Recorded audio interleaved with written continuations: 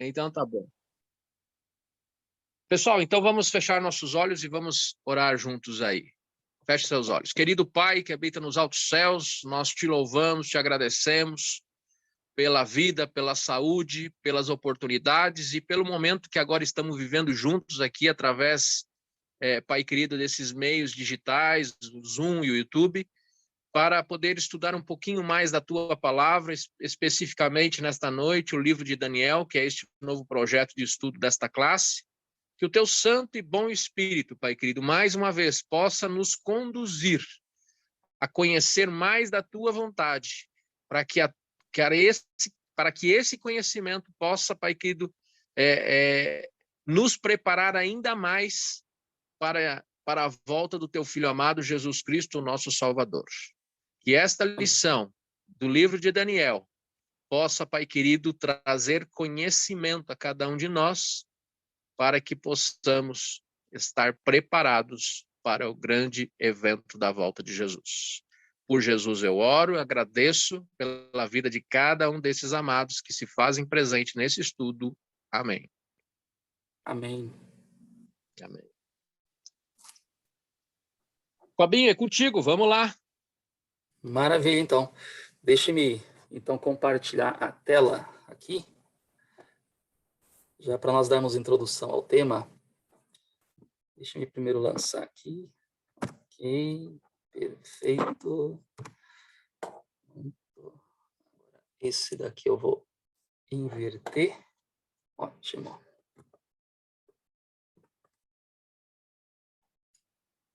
E esse aqui vem para cá. Perfeito. Estão visualizando aí, queridos? Positivo, Fabinho. Estamos vendo aqui a tela Daniel 2, médiuns versus profetas. Maravilha. Então, como vocês já viram a postagem anteriormente ali no nosso grupo, esse é o tema de hoje. Médiuns versus profetas. Quem fala a verdade e quem erra naquilo que fala, né? Quem fala a mentira nesse caso. É interessante o livro de Daniel porque ele é uma mistura nos seus capítulos, né? Ele fala de uma porção histórica inicialmente, depois já logo no capítulo 2, que é o capítulo que nós vamos estudar agora, esse capítulo já começa a falar um pouco a respeito de profecias. Ele tanto mistura história como profecias nesse capítulo 2. Depois vem um pouco mais de história nos outros capítulos e também um pouco de profecia. Mas uma coisa que a gente precisa entender no livro de Daniel é que é o seguinte: o capítulo 2 é a chave para que você entenda todo o restante do livro. Então, se você, nessa noite, não está tendo oportunidade de estar agora ao vivo com a gente, é importante que você assista depois a gravação desse nosso encontro de hoje, para que você entenda os capítulos posteriores. Então, o capítulo 2 de Daniel, ele é fundamental, não somente para que você compreenda os demais capítulos desse mesmo livro, como também para que você entenda, para que você tenha base para entender melhor e com mais facilidade o livro do Apocalipse. Ok? Então, olha só. Nesse capítulo 2, nós vamos estudar já algumas bases que servirão de apoio para que a gente compreenda os demais capítulos do livro de Daniel. Então, vamos entender aqui o que aconteceu no capítulo 2. Se nós olharmos ao longo do capítulo 2, nós vamos ver alguns aspectos interessantes ainda sobre a vida de Daniel lá em Babilônia. Nós vimos, né, na semana passada, que Jerusalém ela foi invadida, lembram? E o povo foi levado em cativeiro para a Babilônia. Nós vimos também que entre esse povo que foi levado em cativeiro estava quem? Daniel e os seus 3 amigos. E eles foram chamados para aprender sobre toda a cultura e a língua, todo o ensinamento que havia ali no reino de Babilônia. E mesmo diante de toda aquela cultura idólatra, eles fizeram o quê? Se mantiveram fiéis a Deus, independente de qualquer situação, independente de qualquer pressão. E Deus honrou aqueles 4 jovens, dando-lhes sabedoria em diversas ciências. Daniel, por exemplo, foi dado o dom de interpretar sonhos e visões. E é essa a história da qual começa o capítulo 2 de Daniel. No capítulo 2 de Daniel, se você quiser acompanhar na sua Bíblia, você pode acompanhar. Mas aqui na nossa apresentação também tem os mesmos textos, ok? E ali no verso 1 do capítulo 2 diz assim, que no segundo ano do seu reinado, seu quem? De Nabucodonosor. Ele teve um sonho. E ele ficou assim completamente abalado, né? Diz o texto ali que o seu espírito se perturbou e passou-se-lhe o sono. Imagine alguém ter um sonho terrível a ponto de perder o sono e não conseguir dormir mais. Pense, como que essa pessoa ela ia acordar no dia seguinte? Será que ela ia acordar feliz da vida? Será que ela ia acordar de bem com todo mundo? Muito pelo contrário. Não foi o caso de Nabucodonosor. O que ele fez? Ele mandou chamar todos os astrólogos e adivinhos que haviam naquele reino. Ali no verso 3 até o verso 9, vai estar dizendo justamente isso, que ele havia se esquecido do sonho, ele não se lembrava, e ele queria que os magos, os astrólogos que já haviam naquele reino, que trabalhavam, que estavam ao serviço do rei, que fizessem essa interpretação e também lembrasse tudo aquilo que ele tinha esquecido do sono. Ou seja, não seria uma tarefa fácil. Fazer com que você seja lembrado de um sonho que você mesmo esqueceu e ainda interpretar esse sonho não é uma tarefa fácil. Não havia simplesmente alguém ali que poderia se colocar de pé e dizer, olha, eu sei como fazer isso. Na verdade, todos aqueles magos e astrólogos que haviam em Babilônia, eles eram pagos justamente para estudar os astros e eles tinham uma certa afinidade com os movimentos desses corpos celestes, e eles acreditavam que esses corpos celestes eles tinham uma relação direta com a vida humana. Então, por isso que eles consultavam os astros para entender muitas vezes o destino das pessoas ou para entender as coisas que as cercavam. Disseram os magos ao rei Nabucodonosor, não há ninguém sobre a terra que possa cumprir a palavra do rei. Eles tentaram e não conseguiram fazer com que o rei se lembrasse do que ele havia sonhado, pior ainda, dar a interpretação disso. O que aconteceu em seguida? Lembra como que Nabucodonosor tinha acordado? Olha só, ali no verso 12, diz qual foi a reação do rei Nabucodonosor. Então o rei muito se irou e enfureceu e ordenou que todos matassem a todos os sábios de Babilônia. Você deve estar lembrado que Daniel e os seus 3 companheiros eram um dos sábios que haviam lá em Babilônia. Lembra? Que eles haviam estudado durante 3 anos, aprendendo toda a cultura, a língua, todas as ciências que havia ali entre os caldeus, e eles se tornaram muito mais doutos, né? Muito mais conhecedores do que todos os outros que estavam ali também. Então, Daniel e seus 3 amigos, eles eram parte desses aí que seriam mortos. Houve ali uma terrível perseguição dentro de todo aquele palácio. Mas vamos entender uma coisa aqui antes de a gente ver a questão de Daniel. Vamos falar um pouco aqui sobre algo que está, assim, bastante em alta no nosso dia a dia e que você precisa compreender bem. Primeiro, o que é astronomia e o que é astrologia? Existe diferença entre astronomia e astrologia? Vamos ver. A astronomia é a ciência que estuda as leis físicas dos corpos celestes, os astrônomos. Na astronomia não existe misticismo, é ciência, são cálculos matemáticos bem precisos. E segundo a astronomia, a astrologia e o zodíaco estão errados devido à alteração do eixo terrestre. E vou lhes dizer algo mais também. Há mais de 17 séculos, a ciência já pode comprovar que todo movimento do nosso planeta, né, aquele movimento dos planetas em torno do Sol, né, da nossa galáxia, esses movimentos eles já estão alterados. Logo, qualquer predição que a astrologia tenta fazer para o dia a dia das pessoas, ela não está de acordo com a real ordem dos astros, tanto de hoje como de antigamente. Então, se, por exemplo, vou dar um exemplo aqui, as pessoas querem saber o que acontece no dia a dia de quem, por exemplo, nasceu ali com o signo de Libra. Se a pessoa disser, olha, Libra é isso, é isso, é isso, é isso, é a cor isso, é a cor aquilo, é o número tal, você vai ser isso, você precisa isso no trabalho, na vida, no amor. Na realidade, a pessoa estaria falando sobre o signo de Virgem, achando que estaria falando sobre o signo de Libra. E nisso já dá para perceber que existe uma tremenda confusão, e é por isso que muitas pessoas que seguem, às vezes, estas informações, que na verdade é uma pseudociência, não é uma ciência, né? É uma ciência falsa, uma ciência prognóstica, né? Se é que isso pode ser chamado de ciência. Então, as pessoas que seguem isso, elas muitas vezes têm a experiência de não ver acontecer aquilo que o horóscopo do dia disse. Agora, olha só.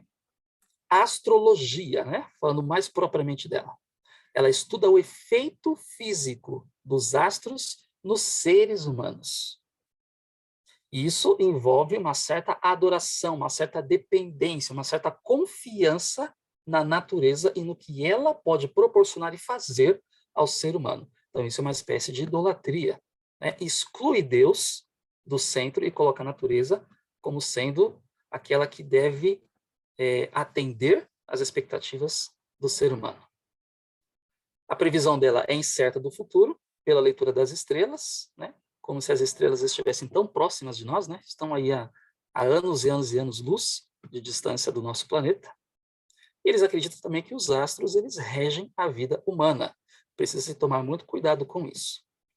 Vamos ver aqui alguns relatos de lugares, pessoas, né? Que tentaram fazer alguma coisa agora não relacionado à astrologia, mas tentaram usar um certo tipo de superstição para inventar alguma coisa e tentar enganar as pessoas, dizendo que alguma coisa aconteceria, alguma coisa estava iminente de acontecer e as pessoas precisavam tomar cuidado. Algumas histórias, por exemplo, de pessoas que enganaram as outras com certa sagacidade, inventando coisas e dizendo que aquilo aconteceu porque estava predito e as pessoas acabaram acreditando.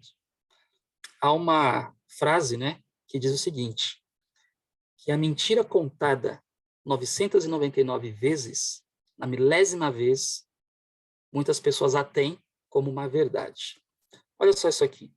Em 1806, na cidade de Leeds, na Inglaterra, uma galinha passou a botar ovos com a escrita Jesus está voltando. Imagine só, uma galinha botar ovos com uma escrita dizendo Jesus está voltando.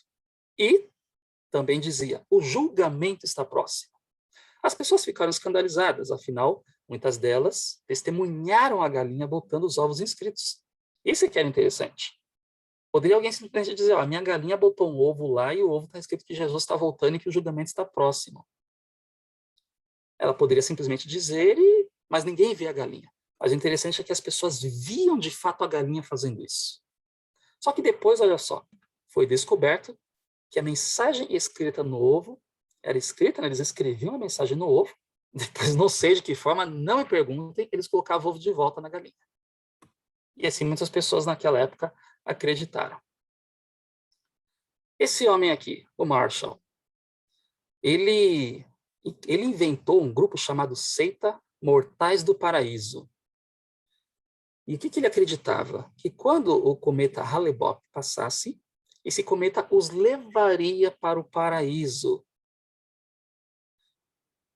E os seguidores desse homem aí, dessa seita, né, a Seita Mortais do Paraíso, eles tinham uma empresa de seguros contra a abdução.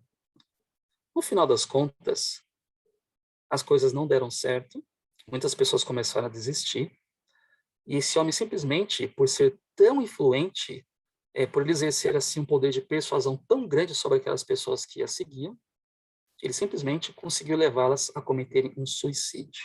Então, aquela seita terminou num triste e terrível suicídio em massa. Então, somente porque ele se levantou falando que um simples cometa, quando passaria, levariam todos eles para o céu. Muitas pessoas se entregam a esse tipo de crendice e entregam também, por pior das hipóteses, a sua própria vida, acreditando que depois irão acordar num lugar diferente e melhor. Infelizmente, foram todas elas enganadas. Agora, esse daí você já ouviu falar, o Nostradamus. O Uma das principais e mais conhecidas profecias desse chamado profeta Nostradamus é que ele previu o fim do mundo entre o ano de 1999 e o ano 2000. Mas em que anos que nós estamos? Nós já estamos no ano de 2021. Logo, o que Nostradamus previu não aconteceu, e isso configura ele como um profeta não verdadeiro e não digno de confiança. Você também deve estar lembrado de todo aquele alvoroço que teve no ano de 2012 em relação ao calendário maia. Uma interpretação equivocada desse calendário levou muita gente no mundo inteiro a acreditar que o mundo terminaria nessa superstição de números. Dá uma olhada. 21/12/2012. Mas, na realidade, o mundo não terminou nessa data. Nós já estamos no ano de 2021. Fizeram até um filme sobre isso daí, né? Para aproveitar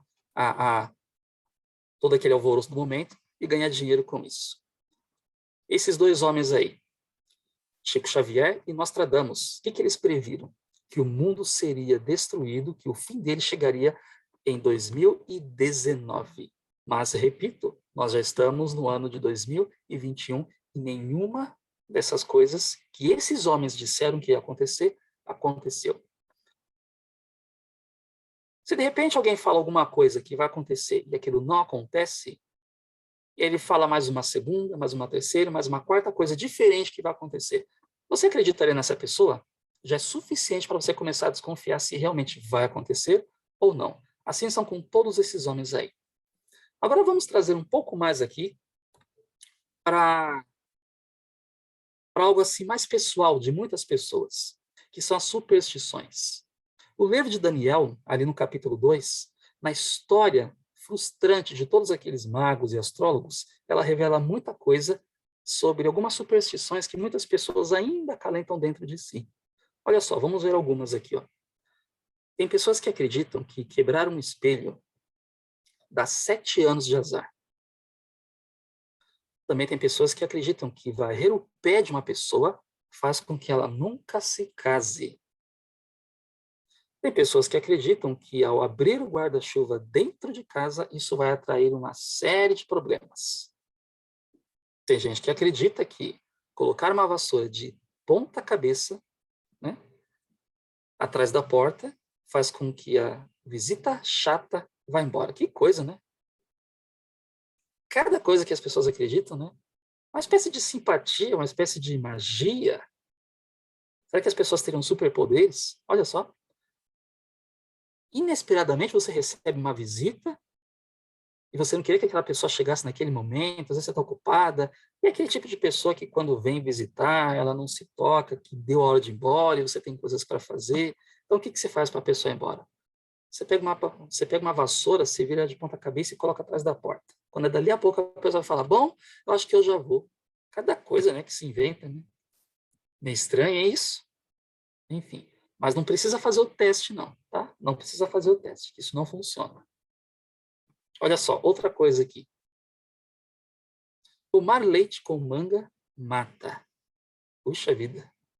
Passar embaixo de uma escada. Ah, esse aqui muita gente conhece e até evita. Passar embaixo de uma escada dá azar. Sabe que tem pessoas assim que às vezes fazem até pegadinhas, né? Eles ficam lá filmando com uma câmera escondida, eles colocam uma escada ali para ver se as pessoas vão passar por debaixo dela ou não. E por incrível que pareça, muita gente desvia e passa do lado da escada ao invés de passar por debaixo dela. Se você fizer careta e bater um vento no rosto, você vai ficar assim para sempre, né? Eu não sei se seria tão fácil você não fazer uma careta se um vento muito forte bater no seu rosto, a menos que você cubra o rosto. Mas se um vento forte bate em você, é lógico que você vai mudar o aspecto do seu rosto, para tentar se proteger, inclusive, dos seus olhos aí, né, o seu nariz. Chinelo ou sapato virado é sinal de que a mãe vai morrer. Gente, cada coisa.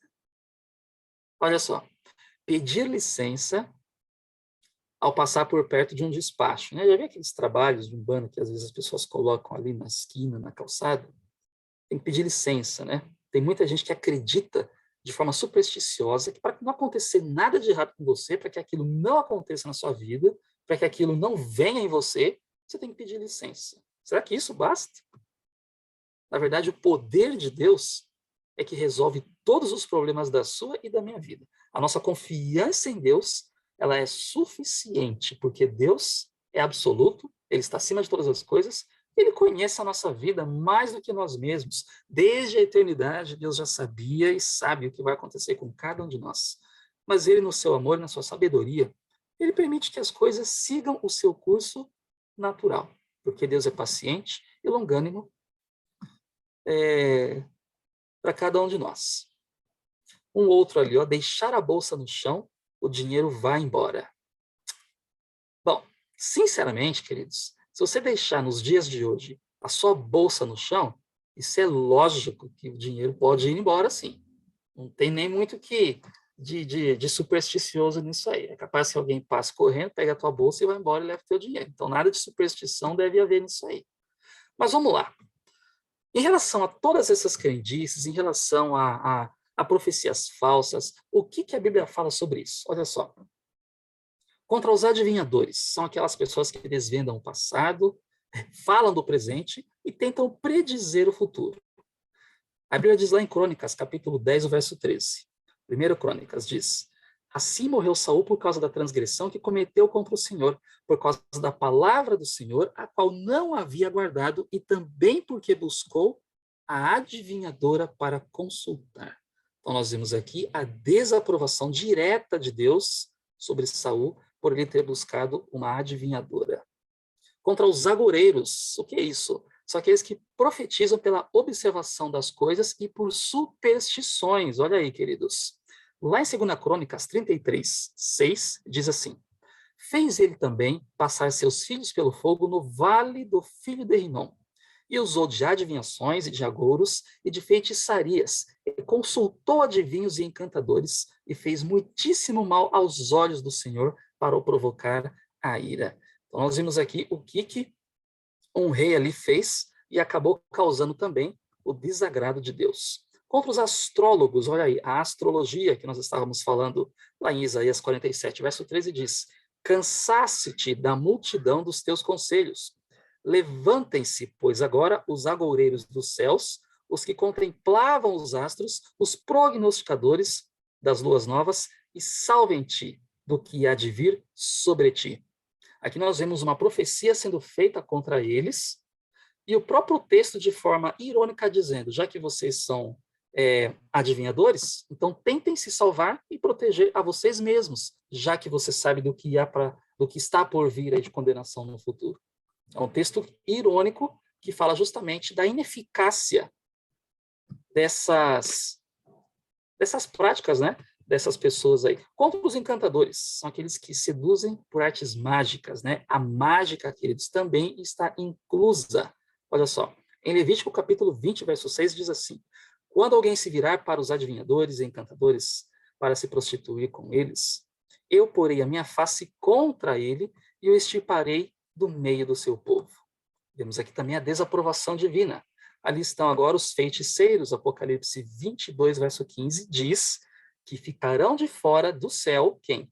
Os cães, os feiticeiros, os que se prostituem, os homicidas, os idólatras e qualquer que ama e comete a mentira. E diga-se de passagem, a mentira é praticamente a base de tudo isso que essas pessoas fazem aí, com essas práticas de adivinhação, de horóscopo, de magia, de mágica e por aí vai. Ali está agora mais diretamente contra os mágicos, né? Nós sabemos o que aconteceu ali no Novo Testamento, no livro de Atos. Ali no capítulo 19, verso 19, diz assim: também muitos dos que seguiam as artes mágicas trouxeram seus livros e os queimaram na presença de todos, e, feita a conta do seu preço, acharam que montava a 50.000 peças de prata.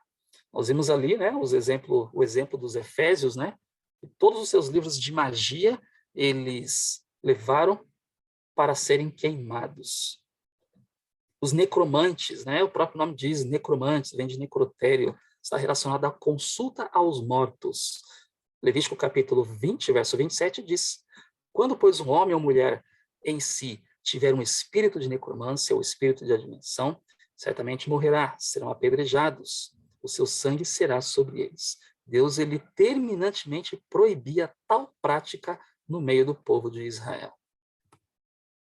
Sobre os prognosticadores, né? São aqueles que preveem o futuro por meio da sorte, consulta dos astros, inclusive os próprios corpos, né? Os cadáveres dos animais. Isaías 47, verso 13, diz assim: cansaste-te, aquele mesmo texto que nós vimos, né? Falando ali dos prognosticadores, cansaste-te da multidão dos teus conselhos, né? A condenação estava vindo e simplesmente foi feita a pergunta a eles: agora vai lá, salvem-te a vocês mesmos, já que vocês são prognosticadores, já que vocês sabem prever o futuro, então vai lá, salvem-se da ira vindoura. É o que o texto está dizendo. Em Atos 16, verso 16, diz assim, ó: e aconteceu que, indo nós à oração, Paulo dizendo, né, nos saiu ao encontro uma jovem que tinha um espírito de adivinhação, a qual, adivinhando, dava grande lucro aos seus senhores. Né? Na verdade, essas pessoas, né, que tinham um espírito de adivinhação, né, que é uma versão grega, né, no Antigo Testamento são chamados de pitões ou pitonisas também. Olha só o que diz Deuteronômio 18, de 10 a 20. Entre ti não se achará quem faça passar pelo fogo a seu filho ou a sua filha, nem adivinhador, nem prognosticador, nem agoureiro, nem feiticeiro, nem encantador, nem quem consulte um espírito adivinhador, nem mágico, nem quem consulte os mortos. Porque estas coisas que hás de possuir, ouvem os prognosticadores e os adivinhadores. Porém, a ti, o Senhor teu Deus, não permitiu tal coisa. E ele diz que, diante disso, qual que é a solução divina? O que Deus faria nesse caso? No verso 20, aliás, a partir do verso 15, diz: o Senhor teu Deus levantará um profeta no meio de ti e de teus irmãos. Como eu, a ele ouvireis. Lhe suscitarei um profeta do meio dos seus irmãos como tu, e porei as minhas palavras na sua boca, e ele lhes falará tudo o que eu lhe ordenar. Porém, o profeta que tiver a presunção de falar alguma coisa em meu nome, que eu não lhe tenha mandado falar, ou que falar em meu nome, aliás, falar em nome de outros deuses, esse profeta morrerá. Deus, ele enviou profetas para falarem em nome dele, coisas que Deus mesmo já sabe que vão acontecer. Fora disso, a profecia é falsa, e quem faz essas profecias são enganadores. Ali em Isaías capítulo 46, versos 9 a 10, diz assim: eu sou Deus, e não há outro semelhante a mim, que desde o princípio anuncio o que há de acontecer, e desde a antiguidade as coisas que ainda não sucederam. Eu digo, o meu conselho permanecerá de pé, farei toda a minha vontade. Olha só o que aconteceu na cidade de Tiro. Tiro foi um rico porto marítimo da antiga Fenícia. Seus habitantes queimavam crianças vivas para seu falso deus, né, que era o deus Moloque. O que a Bíblia fala sobre a cidade de Tiro? Lá em Ezequiel capítulo 26, de 7 a 14, diz o seguinte: que Nabucodonosor chegaria contra Tiro, que muitas pessoas lá dessa cidade seriam mortas, as ruínas seriam lançadas ao mar, a área que abrangia essa cidade seria como uma rocha nua, e os pescadores apenas usariam aquele espaço para secar as suas redes, e ela nunca mais seria reconstruída. Essas foram as profecias feitas contra a cidade de Tiro, e é o que se vê notavelmente em relação à profecia que se cumpriu ali. Outra cidade, o Egito. Sobre o Egito, diz o texto ali de Ezequiel 29, restaurarei a sorte dos egípcios, e serão ali um reino humilde, tornar-se-á o mais humilde dos reinos, e nunca mais se exaltará sobre as nações, porque os diminuirei para que não dominem sobre as nações. E o que é que você vê hoje, atualmente, no Egito? Você vê hoje um Egito, um império poderoso, como era ali nos tempos bíblicos, nos tempos de Moisés? Não. Nós vemos aí a profecia se cumprindo com exatidão. 70% dos egípcios são analfabetos, e muitas mulheres e crianças ainda são utilizadas como animais de carga.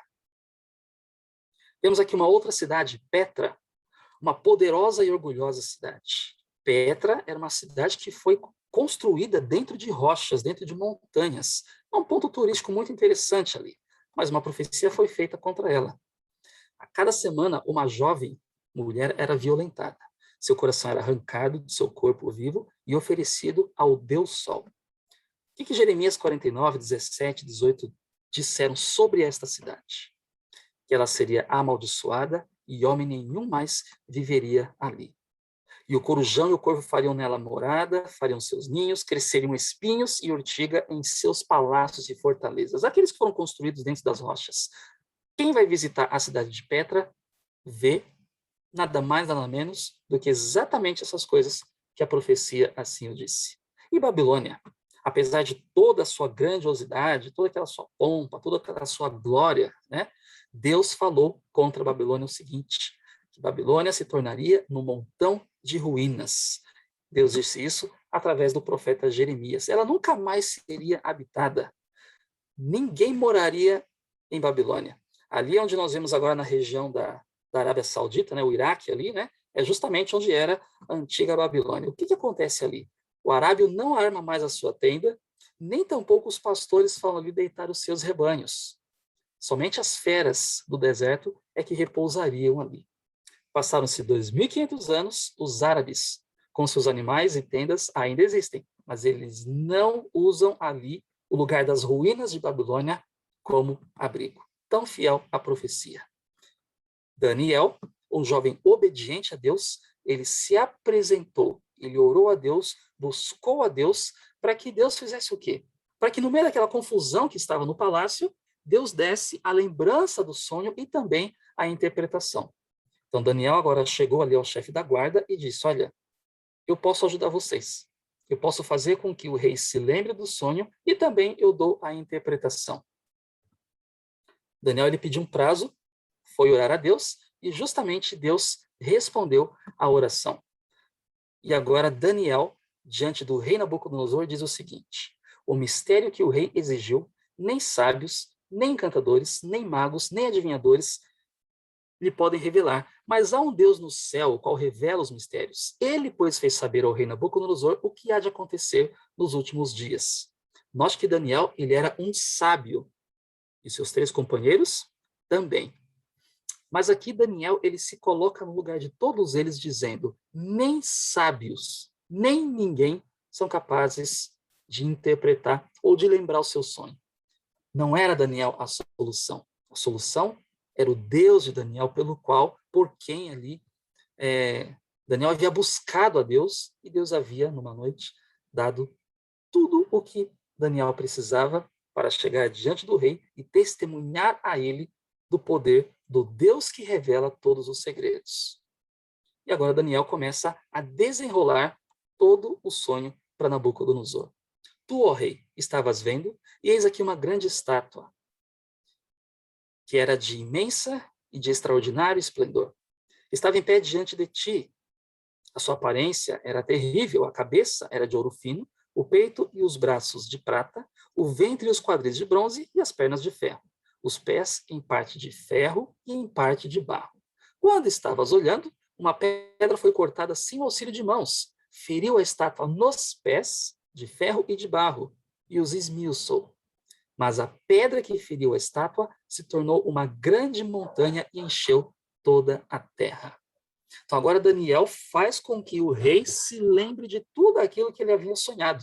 Ele havia sonhado com uma grande estátua de aspecto terrível, muito imponente, que tinha algumas diferenças ali na sua estrutura. Ela tinha cabeça de ouro, os peitos e braços de prata, tinha o ventre e as coxas de bronze, as pernas de ferro e lá embaixo, os pés e os dedos numa mistura de ferro e barro. E agora Daniel introduz a interpretação desse sonho já revelado. Daniel diz assim, tu, ó rei, és rei de reis, a quem o Deus do céu tem dado o reino, o poder, a força e a glória. E onde quer que habitem os filhos dos homens, na tua mão entregou os animais do campo, as aves do céu, e fez que reinasse sobre todos eles. Tu és a cabeça de ouro.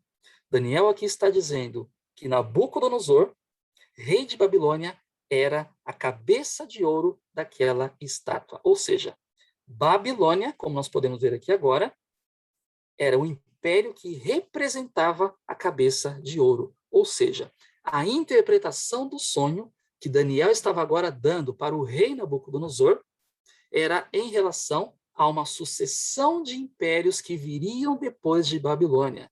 E Daniel começa justamente com o Império de Babilônia.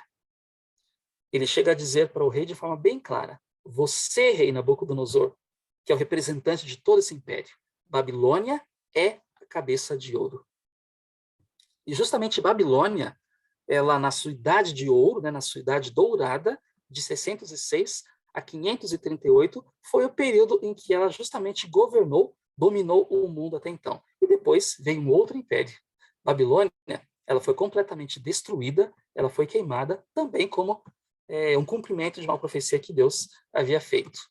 Quem que veio depois de Babilônia? Se nós olharmos na história, nós podemos ver que um outro império grande, poderoso, que veio depois de Babilônia, né, que destruiu Babilônia, foi o Império Medo-Persa. Ciro, ele venceu e destruiu Babilônia pelo poder de Deus. Deus usou esse homem para destruir Babilônia. Estava ali justamente um momento em que havia um grande banquete ali em Babilônia, na sala principal ali do trono. Eles estavam fazendo banquete, onde estava acontecendo todo tipo de coisa errada.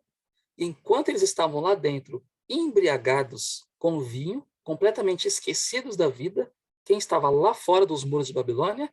Esse homem aí, Ciro.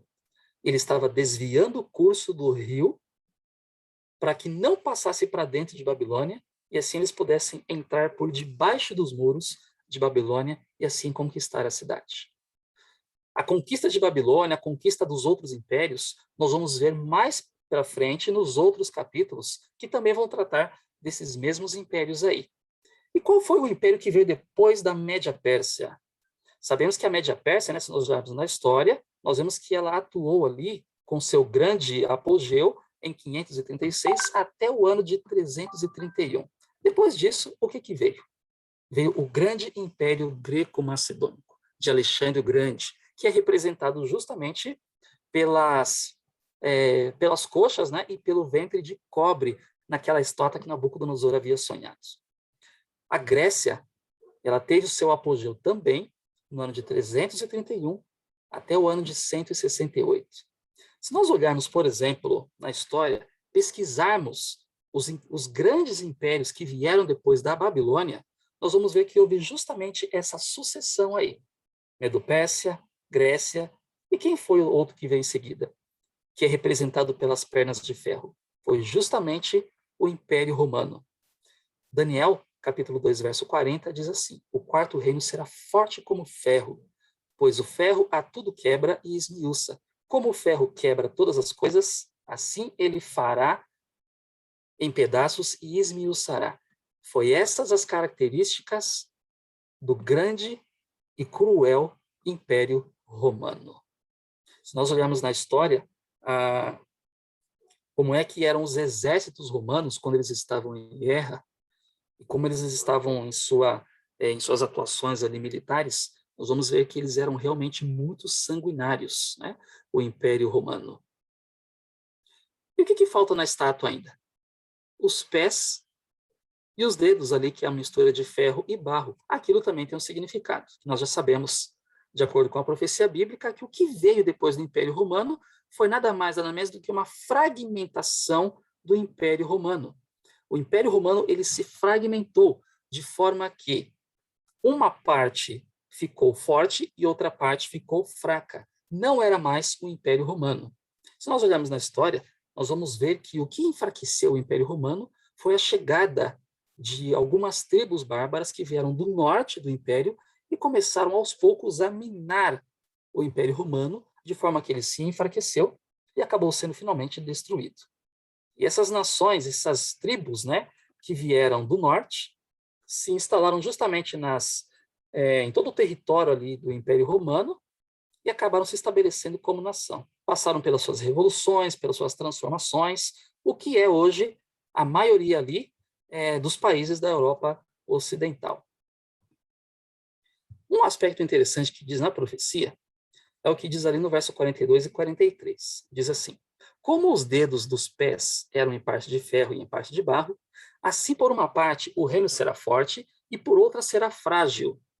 Quanto ao que viste do ferro misturado com barro, de lodo, misturar-se-ão mediante casamento, mas não se ligarão um ao outro, assim como o ferro não se mistura com barro. Então, Daniel aqui, interpretando o sonho de Nabucodonosor, dando a interpretação do que significava os pés da estátua, ele disse que era um reino frágil, era um reino fragmentado, e que eles tentariam se unir novamente, mas não conseguiriam.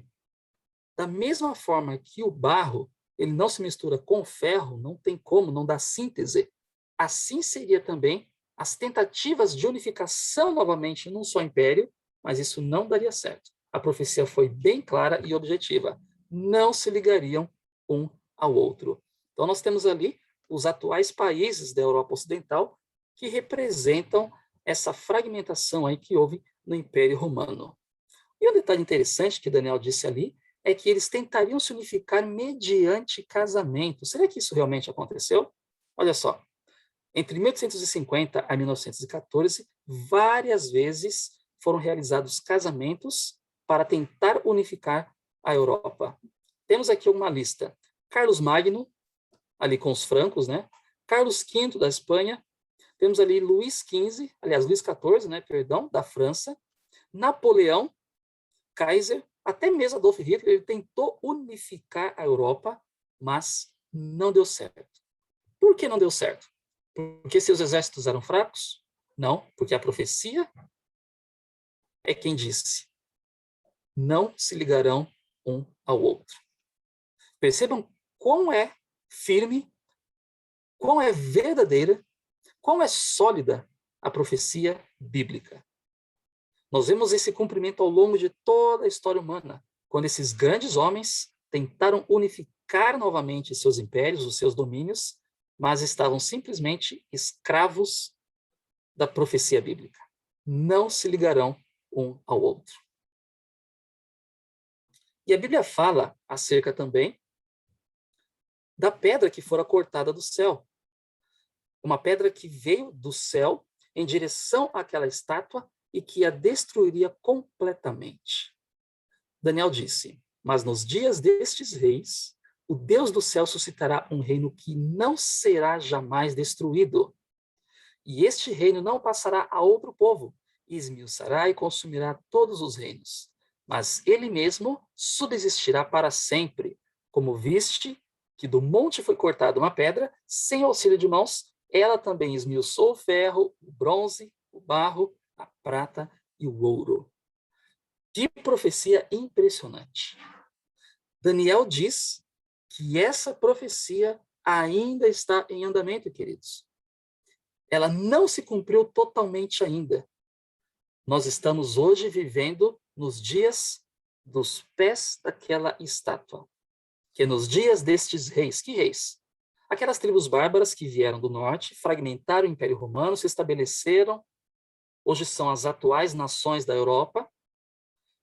Então, Daniel disse que nos dias destes reis, dessas nações, é que aconteceria o quê?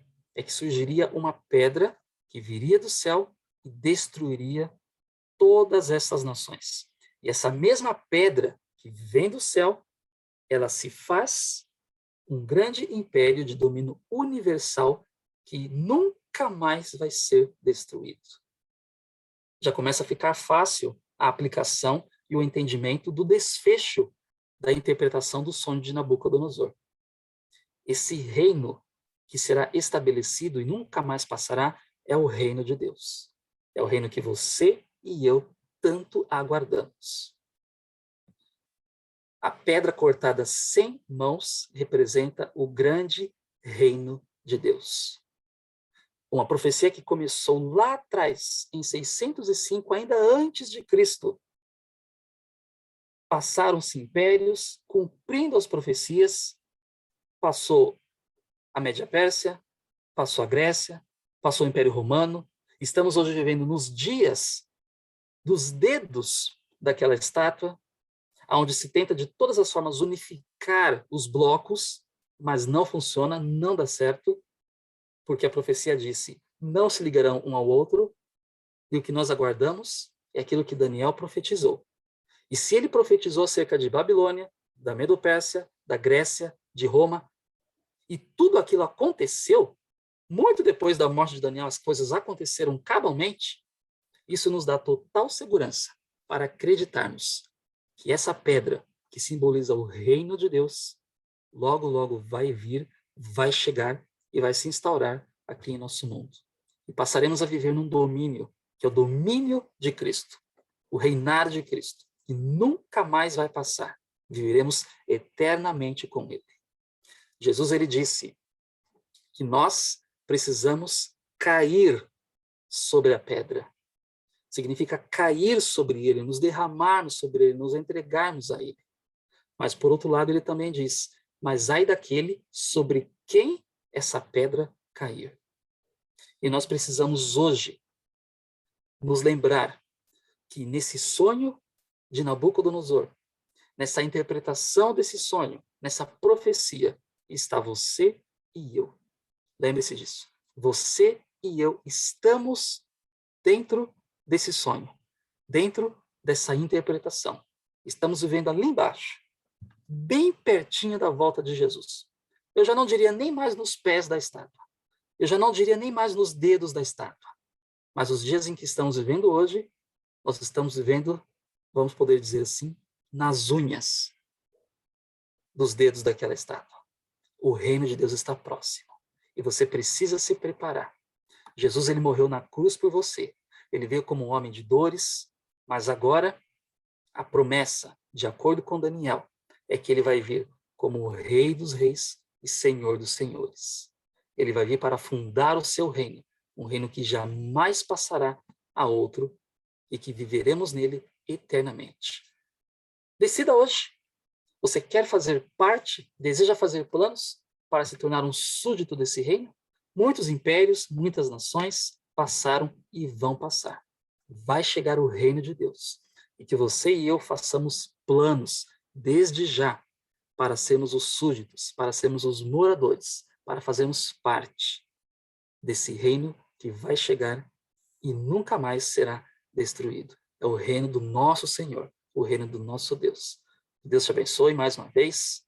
Espero que você tenha compreendido parte desta profecia. Ao longo dos próximos capítulos de Daniel, essas profecias elas vão se ampliando cada vez mais. Hoje, estudamos o capítulo 2 de Daniel, que foi o sonho que Daniel lembrou e interpretou. Vimos o significado disso. O próprio Daniel disse, o próprio Daniel deu o ponto de partida.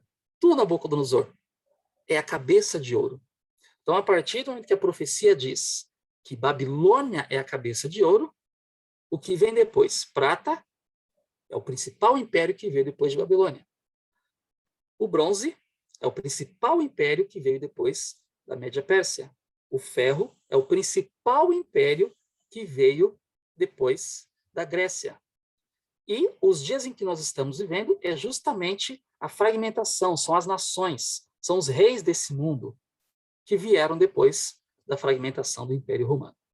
Então, essa profecia é uma profecia muito exata, é uma profecia muito importante para os nossos dias, ela abrange uma boa parte da história humana, chega aos nossos dias e ainda vai até o futuro.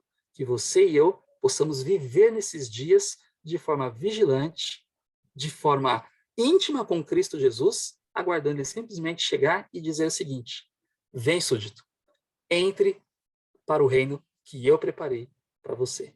Que Deus te abençoe. Amém? Fábio, antes da oração, está me ouvindo? Estou sim. Ah, tá. Tem aqui no chat uma perguntinha da Leidiane, e, na verdade, eu não sei se até já não foi respondido, se ela já não pegou a resposta, né? Mas ela pergunta assim, o que quer dizer que vai ficar de fora os cães, em Apocalipse 22:15? Muito boa pergunta. Então, olha só, Leidiane, né? Estou vendo ali no chat, estou vendo ali. O que quer dizer que vai ficar de fora os cães? Em realidade, quando a Bíblia fala que vai ficar de fora os cães, nós não podemos necessariamente entender que esses cães são os animais, né? Cachorro, né? propriamente dito, né?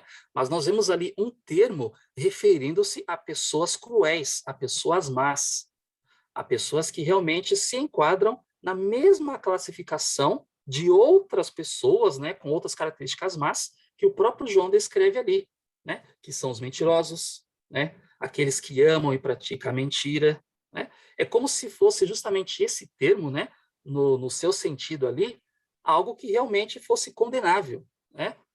Sabe que quando nós olhamos ao longo da Bíblia, né, nós vemos que os cães, eles são animais assim muito ferozes, são animais assim muito cruéis, podemos dizer assim.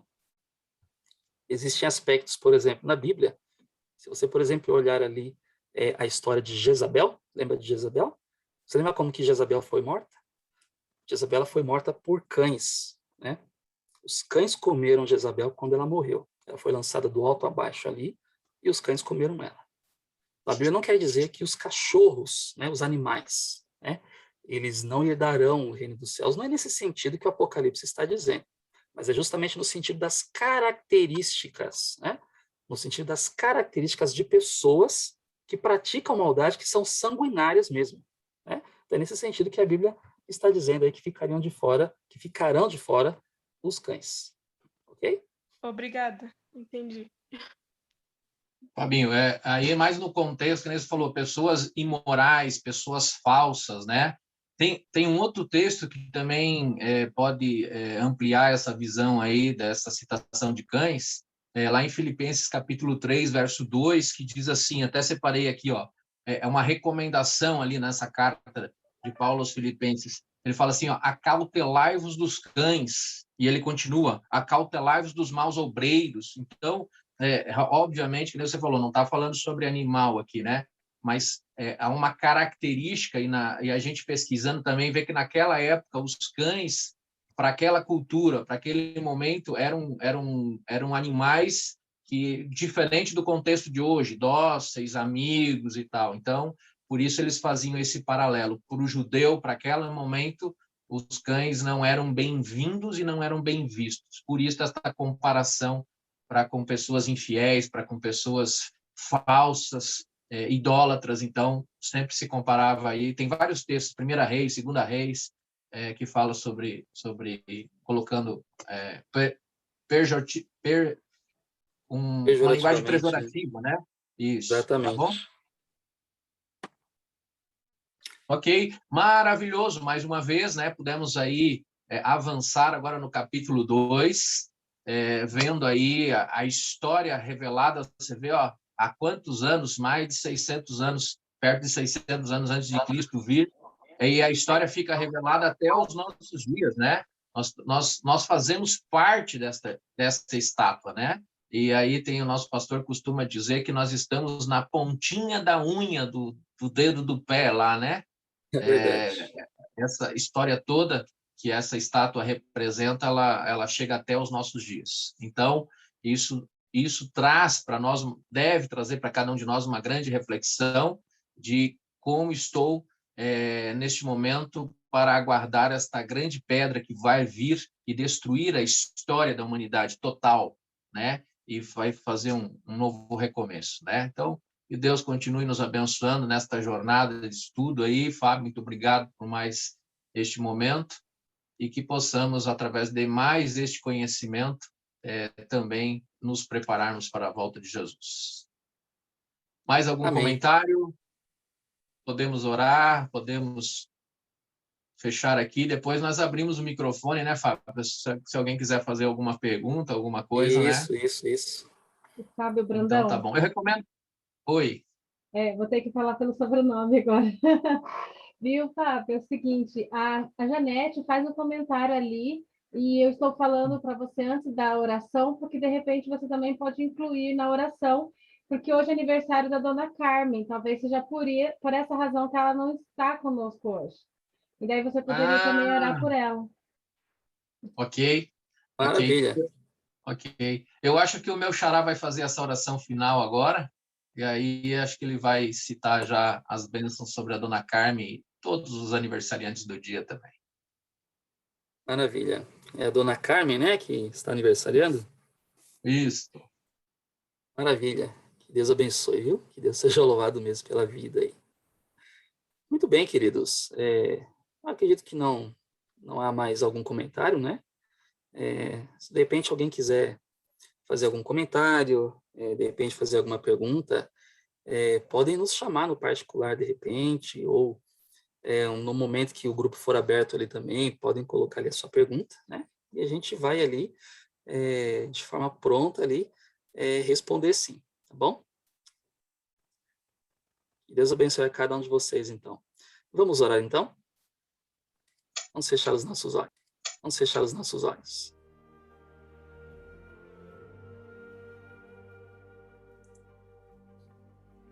Senhor, nosso Deus, nosso Pai, nós queremos te agradecer porque a tua palavra é um fundamento, porque a tua palavra é a verdade, ela é tão sublime, ela não mente, a tua palavra ela nos orienta, ela nos conduz, ela nos mostra o caminho. Os nossos pés certamente estarão firmes, seguros, sólidos, se andarmos de acordo com os seus ensinos. Nós te louvamos porque a tua palavra ela não falha. As coisas que nela estão escritas, as profecias, elas realmente têm se cumprido e elas vão se cumprir.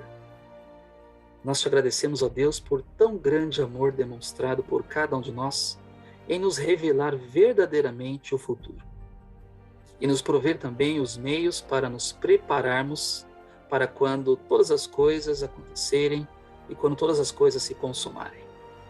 Pedimos, ó Deus, que o Espírito Santo nos guie, que o Espírito Santo nos dirija, que o Espírito Santo nos proteja e nos livre desse mundo mau. Nos ajude a nos prepararmos para estarmos nesse grande dia fazendo parte do Teu reino, Senhor, que finalmente será fundado e subsistirá para sempre. Amém. Pedimos a Ti, Senhor, nosso Deus, uma bênção especial sobre a nossa querida irmã que está fazendo aniversário. Que as Tuas bênçãos, ó Deus, continuem sendo derramadas sobre a vida dela. O Senhor a conhece, ó Deus, antes mesmo de ela ter nascido. O Senhor, ó Pai querido, conhece todos os seus anseios, todas as suas preocupações. O Senhor conhece todos os motivos de alegria, de preocupação que existe nela. E te pedimos, ó Deus, que o Senhor atue poderosamente na vida dela. Que nesse novo ano, ó Pai, nesse novo ciclo que se inicia na vida dela, que o Senhor a acompanhe em todos os momentos. E que também, ó Deus, toda a extensão dos seus familiares, parentes e amigos sejam também abençoados, ó Pai querido, por Ti. E que também, ó Deus, sobre a vida dela, não se retire a Tua bênção, Senhor. Amém. Isso é o que nós te pedimos, não somente por ela, mas por todos aqueles que também estão fazendo aniversário no dia de hoje, os filhos também, ó Pai querido, do Teu povo, a Tua igreja, todos aqueles, ó Pai querido, que nesse momento gostariam de estar conosco, mas por algum motivo não puderam estar, que a Tua bênção esteja sobre todos eles. Por favor, Senhor. Nos colocamos nas Tuas mãos, dá-nos um bom descanso, um sono reparador. Talvez alguns vão até trabalhar, que o Senhor abençoe o trabalho deles e os proteja, mas sobretudo, ó Deus, que o Senhor continue conosco. É o que nós te pedimos e te agradecemos, em nome de Jesus. Amém. Amém.